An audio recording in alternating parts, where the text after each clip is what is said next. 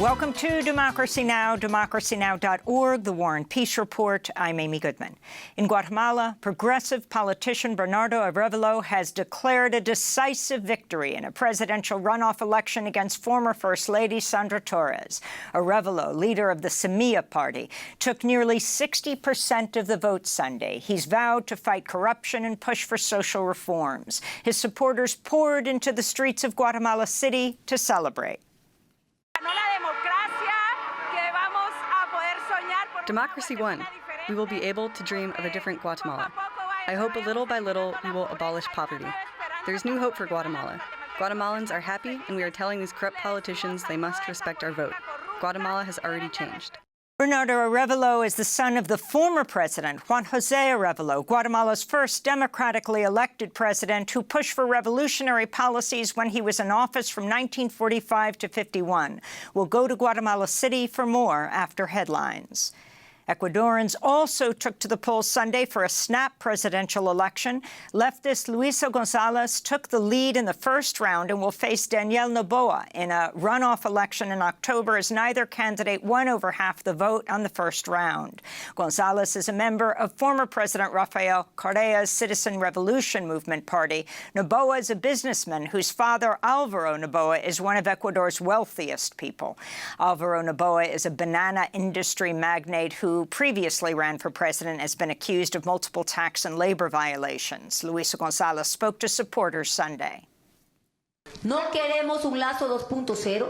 We don't want Lasso 2.0. We don't want anybody disconnected from the people's needs, because then we would again face a situation in which we would have a president that rules for the companies and not for the needs of Ecuadorians. At least 3 political leaders were killed ahead of Sunday's election, including presidential candidate Fernando Villavicencio.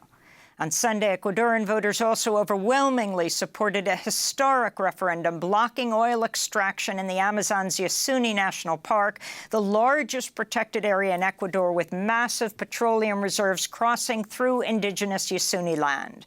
The effort was spearheaded by indigenous leaders and environmental defenders. The group Yasunidos said on social media, quote, "This is the first time a nation chooses to defend life and leave petroleum underground." Tropical storm Hillary made landfall Sunday in Baja California, Mexico, and shortly after in Southern California, where authorities have warned of life-threatening floods. 1 person died in Mexico when their vehicle was swept away in water. School districts in Southern California and Nevada have canceled classes. In Palm Springs, the 911 emergency phone system was knocked out Sunday evening as residents of California's desert towns say they've never witnessed such extreme storms.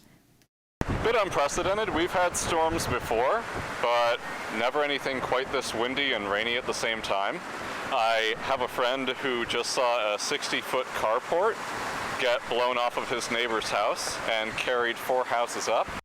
Meanwhile, further north in Washington state, 1 person died in a growing wind-fueled wildfire near the city of Spokane. Governor Jay Inslee declared a state of emergency. There's a beast at our door, and that's the beast of climate change. It seems like the whole world is on fire today. Yellowknife, Canada, with over 1,000 fires burning in Canada. Maui with Lahaina burnt to the ground, and now Spokane County, and 35,000 acres in fire today in Washington state. Canada is sending its military to help tackle its record-breaking wildfires in British Columbia. So far, more than 35,000 people have been evacuated.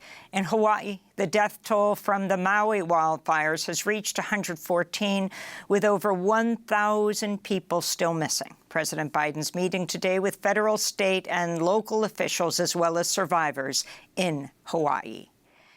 Niger's military junta said it's open to talks following the July 26 coup and has proposed a 3-year transition to civilian rule. Coup leader Abdurrahman Chani announced the plan after meeting with delegates from the West African regional bloc ECOWAS, which has threatened military intervention and imposed sanctions on Niger. On Sunday, thousands of coup supporters rallied in Niger's capital, Niamey. We didn't ask for this coup d'etat, but it's done. We'll take responsibility for it. But instead of punishing us, ECOWAS needs to ask the right questions. What has led us to this situation? What led to this repeated coup d'etat?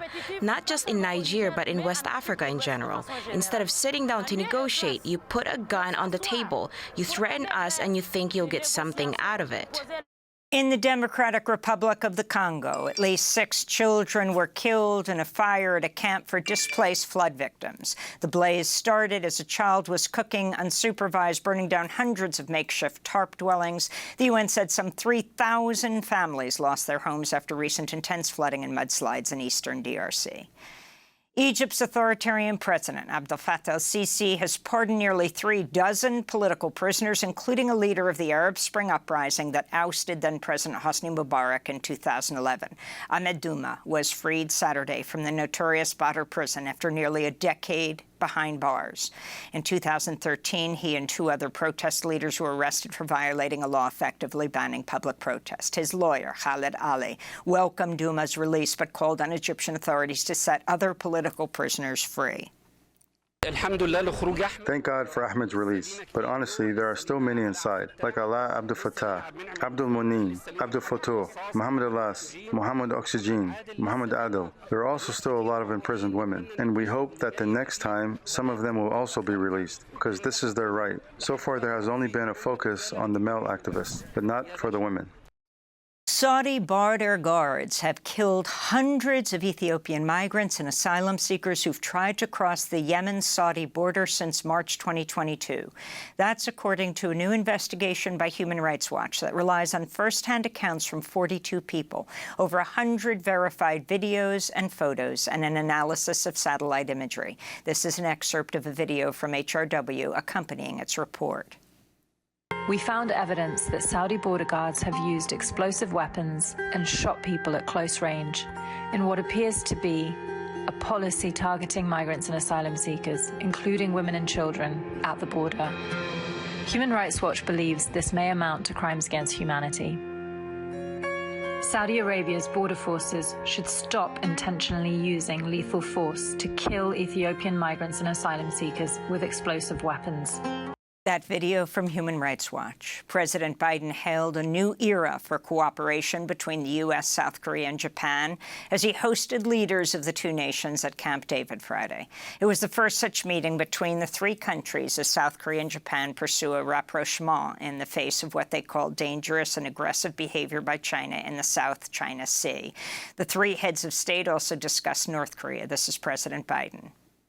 We're doubling down on information sharing, including on the DPRK's missile launches and cyber activities, strengthening our ballistic missile defense cooperation, and critically, we've all committed to swiftly consult with each other in response to threats to any one of our countries from whatever source it occurs. The Biden administration will recommend COVID-19 booster shots for all this fall to ward against a new wave of infections. Vaccine makers will submit updated versions of their shots for regulatory approval that protect against the subvariants driving current infections, Eris and Fornax. While cases are on the rise, they still remain comparatively low. U.S. officials will also recommend everyone get their flu shots and RSV shots. And here in New York, Governor Kathy Hochul signed a bill banning the release of nuclear wastewater into the Hudson River. The legislation came after campaigning by activists and local communities to stop Holtec International, the owner of the decommissioned Indian Point nuclear facility, from dumping 1 million gallons of radioactive water into the Hudson. The group Food and Water Watch celebrated the law for, quote, prioritizing public health and the environment over corporate expediency, adding, quote, today we celebrate the power of our communities over corporations. And those are some of the headlines. This is Democracy Now!, democracynow.org, The War and Peace Report. I'm Amy Goodman.